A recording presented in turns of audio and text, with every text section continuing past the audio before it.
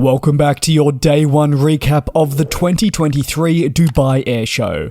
I've tried recording this 4 times and every single time a new order comes through, so please bear with me, but today there's coverage on EgyptAir, Royal Jordanian, airBaltic, Fly Dubai, Emirates and SunExpress.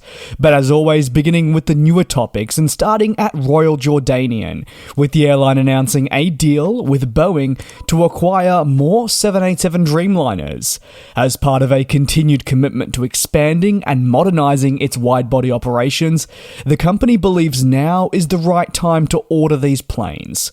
4 additional 787-9s have been ordered, bringing the total backlog for the 787-9 with the airline to 6 units. The 787 already acts really as the backbone of the wide-body fleet at Royal Jordanian, and thanks to this order, well, it's only set to continue. Adding the Dash 9 will complement the existing 787s that are already operating. However, by adding the Dash 9 specifically, it will enable Royal Jordanian to fly more passengers and cargo further than ever before, thanks to this variant's enhanced capabilities. On to the next order, and that sits with airBaltic in what was a relatively quiet day for the European aircraft manufacturer, with just 1 order coming in. airBaltic announced they had committed to an additional 30 of the A220 series aircraft, and if you're after the specific variant, well, it's the A220-300 in a bid by the Latvian company to expand their operations only further. Away from a firm order of 30 units, the airline says it has options for 20 additional aircraft, although this was mentioned on its social network. Thanks to additional units being ordered, the company will look to operate a fleet of staggeringly 100 Airbus aircraft from the A220 family by 2030. This is not only an ambitious goal, but what they believe is something that can be easily achieved. airBaltic sees the A220 as a perfect aircraft for them, and this top-up of units will see it positioned as a leading A220 customer in Europe and also the largest one. Such an agreement between the pair is labelled as a defining moment for the company in its journey towards modern aviation. The connection between the two couldn't be more assertive. Airbus sees airBaltic as also a key ambassador for the A220, and a repeat order really highlights the success, but also the growth the airline has enjoyed since acquiring the type many years ago. With an ambition to fly over 100 A220s by 2030, the airline will significantly rely on the type to power all future goals that the company does have. Over to EgyptAir, and they've announced plans to begin flying the 737 MAX as part of efforts to expand their own operations. EgyptAir has said it'll acquire 18 737 MAXes on a lease, this all being thanks to Air Lease Corporation, a leading company in our sector. The new aircraft type will join an existing fleet of planes and is part of their current expansion plans. These upcoming MAXes will begin being delivered in 2025 and conclude 1 year later in 2026. They are brand new jets and are part of an existing order book from ALC. As part of the contract, the lease agreement is slated to last 12 years and will aid fleet growth to upwards of around 125 aircraft over the next 5 years. This is also, notably, the first deal between Air Lease Corporation and EgyptAir.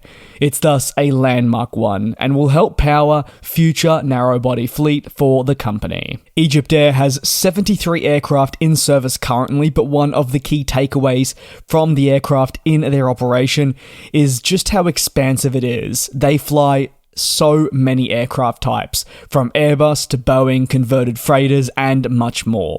Therefore, adding the 737-8, thanks to a lease agreement, should add a bit more continuity and help them capture more market share. Onto some of the already discussed orders, but definitely worth mentioning in this recap if you did not have the time to go and watch the separate videos. We saw Emirates announce a massive deal with Boeing for new aircraft to really power what you could describe as the next era of their operations. Included in the deal were 90 new Boeing 777Xs to reaffirm their position as the largest customer of this aircraft type.